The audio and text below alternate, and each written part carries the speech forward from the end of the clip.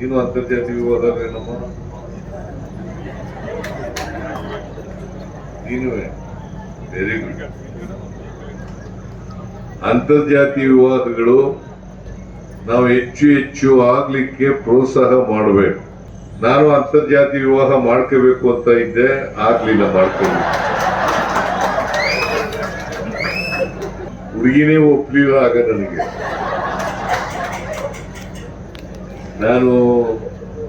ನಾವು ಓದುವಾಗ ಒಂದು ಹುಡುಗಿ ಜೊತೆ ಸ್ನೇಹ ಮಾಡ್ಕೊಂಡಿದ್ದೆ. ಸ್ನೇಹ ಅಂದ್ರೆ ಬೇರೆ ಏನೋ ಅರ್ಥ ಸ್ನೇಹ ಇತ್ತು, ಮದುವೆ ಮಾಡ್ಕೋಬೇಕು ಅಂತ ಅನ್ಕೊಂಡಿದ್ದೆ. ಆದ್ರೆ ಹುಡುಗಿ ಮನೆಯವರು ಒಪ್ಲಿಲ್ಲ, ಹುಡುಗಿನೂ ಒಪ್ಲಿಲ್ಲ, ನಾನು ಮದುವೆ ಆಗ್ಲಿಲ್ಲ. ಹಾಗಾಗಿ ಕೊನೆಗೆ ನಮ್ ಜಾತಿಯವ್ರನ್ನೇ ಮದುವೆ ಆಗ್ಬೇಕಾದಂತ ಪರಿಸ್ಥಿತಿ ನಿರ್ಮಾಣ ಆಯ್ತು. ಈಗ ನಮ್ ಜಾತಿಯಲ್ಲೇ ಮದುವೆ ಆಗಿದ್ದೀನಿ. ನನಗೆ ಎಷ್ಟು ಮಟ್ಟಿಗೆ ನೈತಿಕತೆ ಇದೆಯೋ ನನ್ನ ಸಂಪೂರ್ಣ ಬೆಂಬಲ ಅಂತರ್ಜಾತಿ ಮದುವೆಗಳಿಗೆ ಇದೆ. ಜೊತೆಗೆ ಅದಕ್ಕೆ ಬೇಕಾದಂತ ಎಲ್ಲ ಸಹಕಾರವನ್ನು ಕೂಡ ಕೊಡ್ತೇವೆ. ಜೊತೆಗೆ ನಮ್ಮ ಸರ್ಕಾರ ಅಂತರ್ಜಾತಿ ಮದುವೆ ಆದವರಿಗೆ ಎಲ್ಲ ರೀತಿಯ ಸಹಾಯವನ್ನ ಸಹಕಾರವನ್ನ ಕೊಡ್ತೇವೆ ಅಂತಕ್ಕಂಥ ಮಾತುಗಳನ್ನ ಹೇಳಲಿಕ್ಕೆ ಬಯಸ್ತೇನೆ. ಯಾಕೆ ನಮ್ಮ ಸಮಾಜದಲ್ಲಿ ಜಾತಿ ವ್ಯವಸ್ಥೆ ಇದೆ. ಜಾತಿ ವ್ಯವಸ್ಥೆ ಹೋಗ್ಬೇಕಾದ್ರೆ ನಮ್ಮ ಜಾತಿ ವ್ಯವಸ್ಥೆ ಹೇಗಿದೆ ಅಂತಂದ್ರೆ ಬಹಳ ಗಟ್ಟಿಯಾಗ್ಬಿಟ್ಟಿದೆ. ಚಲನರಹಿತವಾದಂತ ಸಮಾಜ. ಯಾವ ಸಮಾಜಕ್ಕೆ ಆರ್ಥಿಕ ಸಾಮಾಜಿಕ ಚಟುವಟಿಕೆಗಳಿರಲ್ಲ,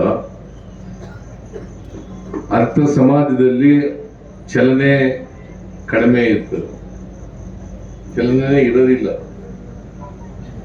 ಹಾಗಾಗಿ ಅನೇಕ ಜನ ಸುಧಾರಕರು ಸಮಾಜ ಮಾಡಬೇಕು ಅಂತೇಳಿ ಪ್ರಯತ್ನಗಳನ್ನ ಪಟ್ಟಿದ್ರು ಕೂಡ ಅದು ಸಂಪೂರ್ಣ ಯಶಸ್ವಿ ಆಗಿಲ್ಲ ಅಂತಕ್ಕಂಥ ಚಿತ್ರವನ್ನು ನಾವು ಇವತ್ತು ಸಮಾಜದಲ್ಲಿ ಕಾಣ್ತಕ್ಕಂಥದನ್ನ ನೋಡ್ತೇವೆ. ಬಸವಣ್ಣವ್ರ ಕಾಲದಿಂದ, ಬುದ್ಧನ ಕಾಲದಿಂದ ಇವೆಲ್ಲ ನಡೀತಲೇ ಇದ್ದಾವೆ. ಜಾತಿ ಹೋಗ್ಬೇಕು, ಸಮಾಜ ನಿರ್ಮಾಣ ಆಗ್ಬೇಕು